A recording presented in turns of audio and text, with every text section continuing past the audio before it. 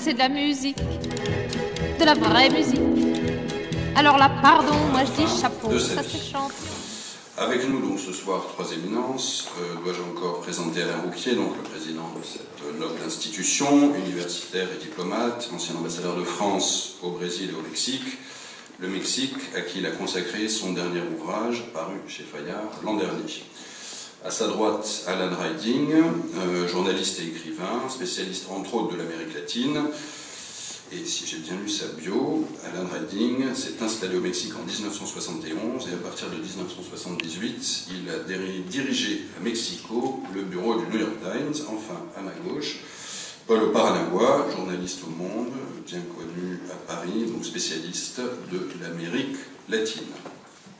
Alors pour commencer, d'abord pour établir un petit peu, enfin pour que les choses soient relativement claires, je voudrais savoir qui et comment chacun de nos participants a connu Octavio Paz, dans quelles conditions, quelles étaient leurs relations et leurs rapports. Peut-être commencer par Alan Ryding, à mon extrême droite.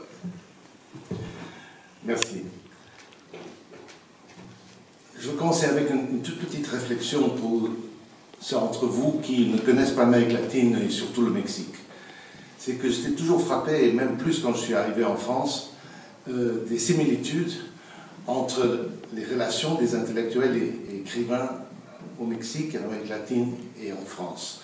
Ça veut dire son obsession avec le pouvoir et ses querelles éternelles sur les questions idéologiques, des idées et des personnalités.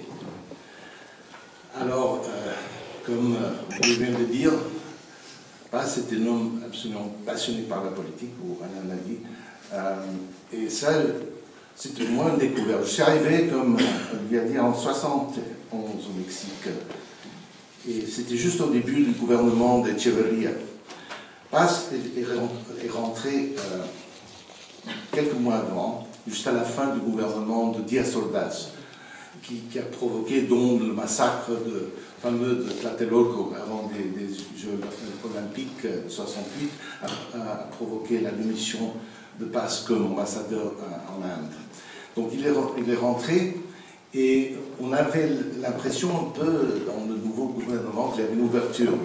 Echeverría a libéré beaucoup des prisonniers qui étaient pris en 68 et il avait un discours très ouvert. Et beaucoup des gens de gauche, toujours d'une manière avec cette relation incestueuse avec le gouvernement et le pouvoir, ils étaient persuadés que peut-être il y avait une vraie ouverture.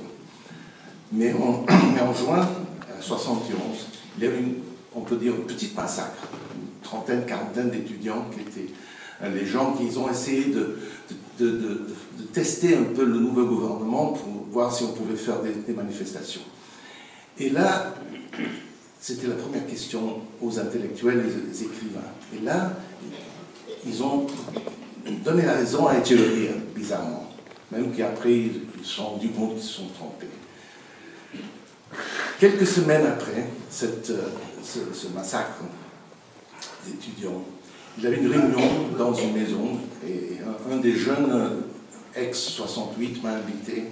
Je me trouve avec Octavio Paz et Carlos Fuentes, et avec plusieurs autres leaders de la gauche, des syndicalistes et des gens qui avaient participé dans le mouvement de 68.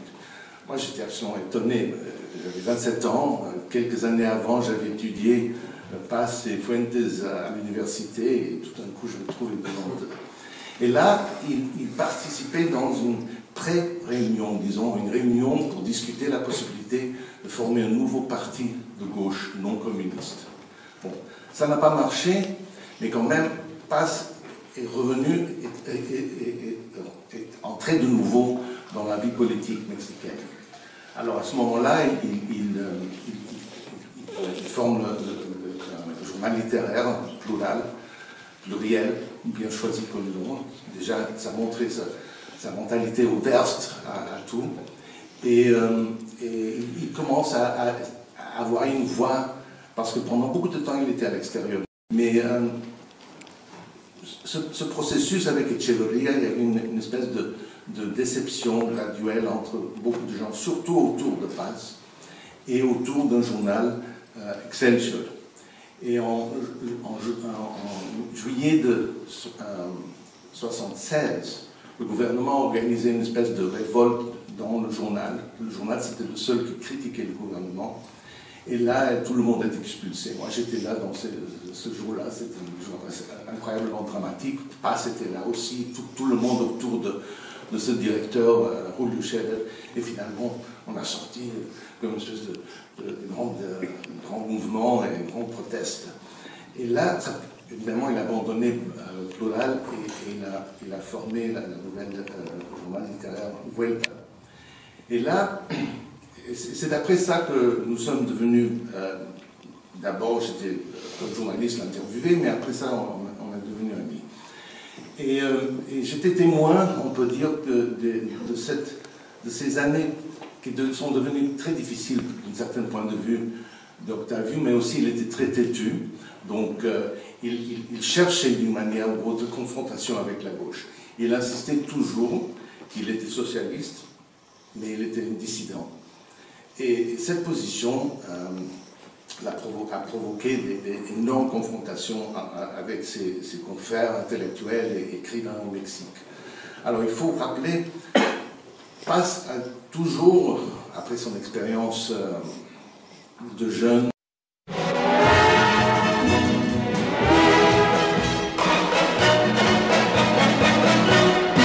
Ça c'est de la musique, de la vraie musique. Alors là, pardon, moi je dis chapeau, ça c'est champion.